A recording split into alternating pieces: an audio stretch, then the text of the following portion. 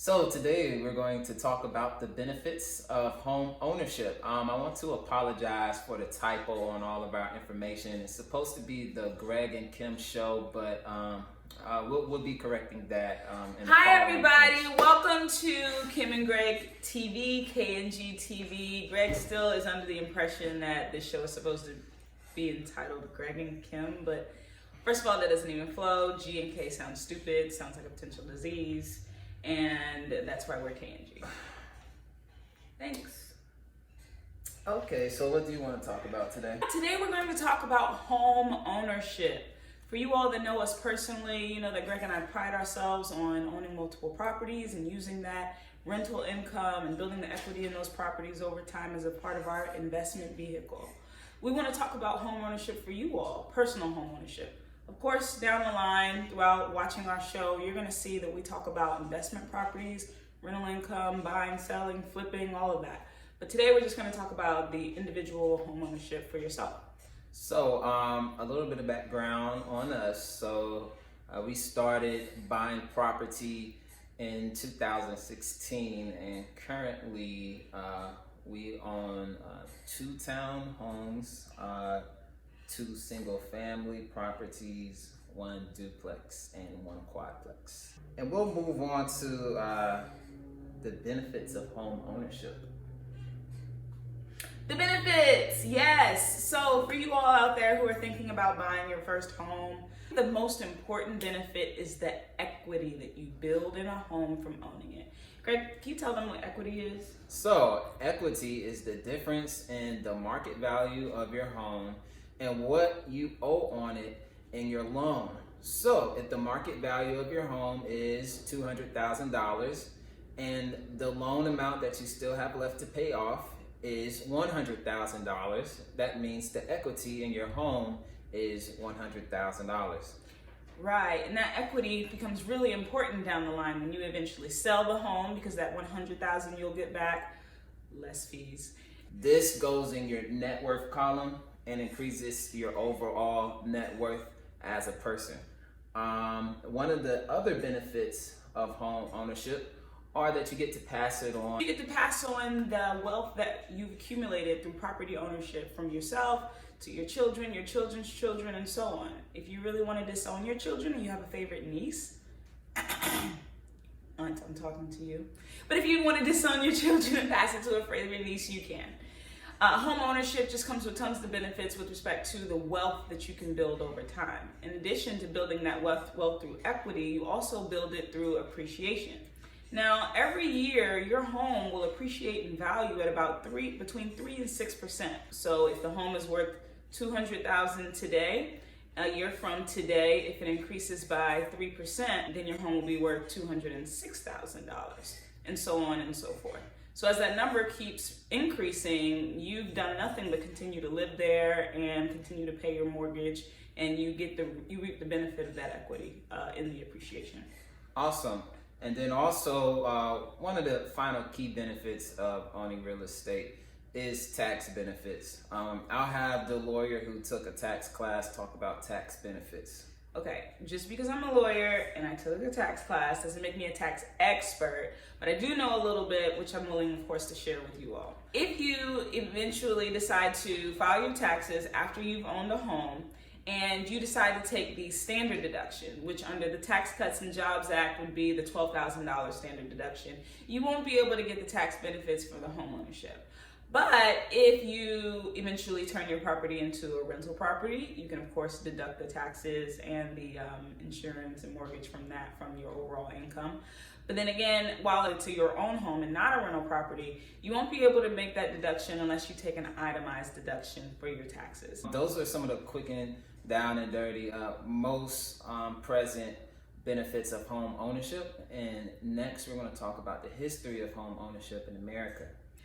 The American finance system allows us to purchase a home without actually having the money to purchase it up front. This is what allows so many people to have homes without actually having the $100,000, $200,000, $300,000 that's necessary out of pocket in order to pay for the home.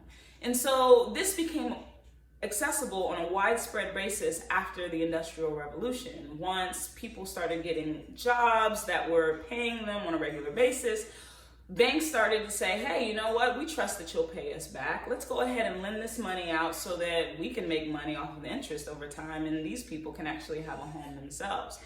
So what is the process like? How do I do it? All right, the things that you have to do in order to buy a home are as follows. First, you have to consider financing. You cannot acquire a property if you don't have the money from, a rich relative or the bank in order to make sure that you can buy this property. So, before you go and get financing, you should do research on a couple of things. First, you should do research on the interest rates in America. So, knowing the interest rates in America at that particular point in time will allow you to know what kind of interest rate your lending institution should be charging you. And if you want to know what a good interest rate is, it's really simple. The closer your interest rate is to zero, the better. The higher your interest rate is, the worse. Absolutely. Also, the second thing that you want to do is find a lending institution. Kim, tell us about that. Yeah, so lending institutions, easy peasy. It's just the bank, credit union, online mortgage provider, anybody that's going to give you the money necessary to buy the home. You want to contact them.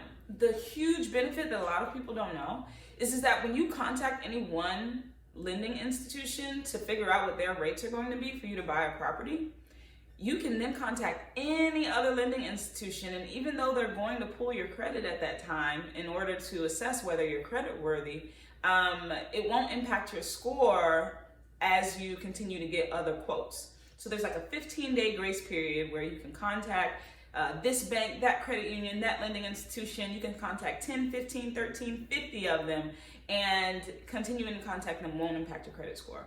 So you'll do that to get different quotes and see what options are available to you. Absolutely, because you always want to make sure you're getting a good deal when it comes to financing. And then the next thing, when it comes to how much of a house you can afford, we have a simple rule. Your home payments should not cost more than 30% of your total take-home income per month.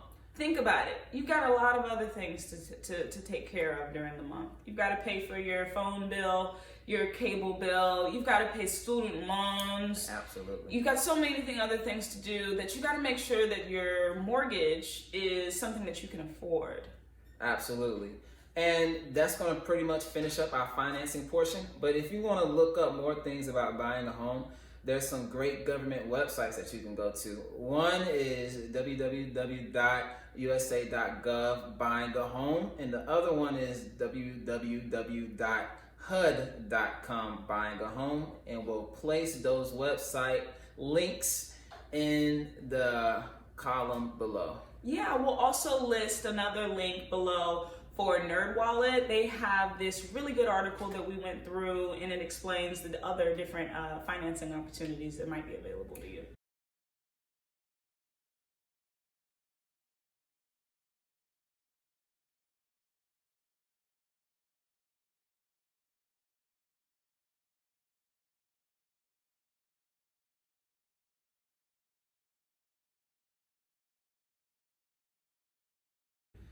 Absolutely. So financing is number one, and then second, buying a home is a huge process to go through. When you have huge processes in your life, normally you want an advocate for you. So your realtor is your advocate for you in the home buying process. You don't have to have a realtor, but I would suggest that anyone buying a home, especially for the first time, should use the services of a realtor. And this is because, first and foremost, obviously the information they'll be able to provide to you is going to be great. But secondly, it's free. Let me repeat that. It's free. People don't know that. A realtor, of course, is going to get paid, but they're not going to get paid directly out of your pocket. The seller is going to pay the realtor from their pocket. Now, this isn't guaranteed every time, but it's tradition, right? So normally the seller will pay your realtor's expenses. Absolutely. And there's three key things that we want you to look for in a realtor. Number one, you want your realtor to be patient. Number two, you want your realtor to be knowledgeable. And lastly, you want your realtor to take into account your specific goals. Yeah, a realtor, like I said, they're not getting money from you, they're getting money from the seller.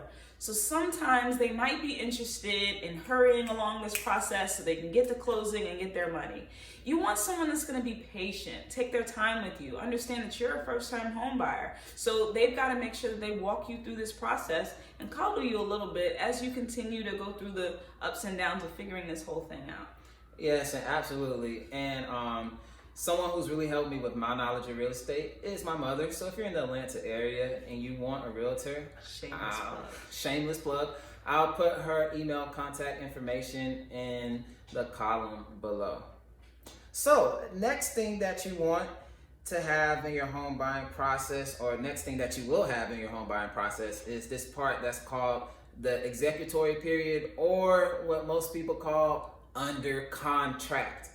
Tell us about that, Kim. So you found your realtor. Your realtor has helped you find an amazing home. You put in an offer on that home and the offer is accepted by the seller. You have then entered what's called an executory period. And what that means is that if everything goes right, that's in that contract, if you inspect the home and you get an appraisal and everything comes back to your liking, and even if it doesn't, as long as those things are fixed during the executory period, you're gonna close and you're gonna have your own home. Let's talk about what happens during that executory period. What happens first is you go under contract. Good. You get an offer, the offer is accepted, you are almost there. You have a closing date in that contract, an intended closing date. Normally it's about 2 months out, but if you think you can move it up from knowing ahead of time that your financing is going to be great, then you can move it up. But normally you take about 2 months to make sure everything goes exactly the way you want it to go. Yes, and then during this period, what's really happening is you have a bank that is going to give you a lot of money to buy a home. $200,000 or more. Or more. But they want to make sure that they're making a good investment in you as the person who's going to be paying the bank back over a period of time, and in the home. So to make sure that the home is good, you'll have to get a few inspections. I'll name 3 today. The first one is going to be termite and moisture, to make sure that the bones of the home are good. Your third one is going to be your general property inspection, to make sure that the house is habitable. And then lastly, you're going to have something called an appraisal. The appraisal will decide if the home is worth the money that you and the seller agreed on in the contract, and so that the bank will give you money on a home that's not less than the value that they're providing you the funds for. And then once this period is done, and many other things can happen during this time, depending on your state's requirements for closing real property, but you'll get to what's called your closing date. One of the things that's going to happen is you're going to show up. Hopefully your real estate agent will be there, and you'll sign a bunch of documents. Kim could probably tell you about these documents better. But these documents are basically going to cross the I and dot the T of every part of home ownership. So these are the simple nuts and bolts of the home procurement process. However, we will do videos breaking down each step of this process and digging down into the minute details. So yeah, we're going to explain to you all exactly how you go through this process by way of explaining the rental investment property purchases. So next week, what we're going to get into is whether to buy a home to flip it or to buy a home in order to actually hold on to it and collect the rental value over time. We're going to talk about our strategy for that, how we procure property and what we do with property down the line, and just explain some of the difference between flipping and buying a property and using it as a rental investment. But thanks so much for listening. Thanks for tuning in to what we had to say this week. We are going to catch you all next week, and we hope that you appreciate what we had to say. If you have any comments, suggestions, anything you want to say to us, just put it down in below. And if you like this video, if you like what we're doing, just give us a like. If you want to subscribe, hit the subscribe button. And we appreciate you See you soon. Thanks.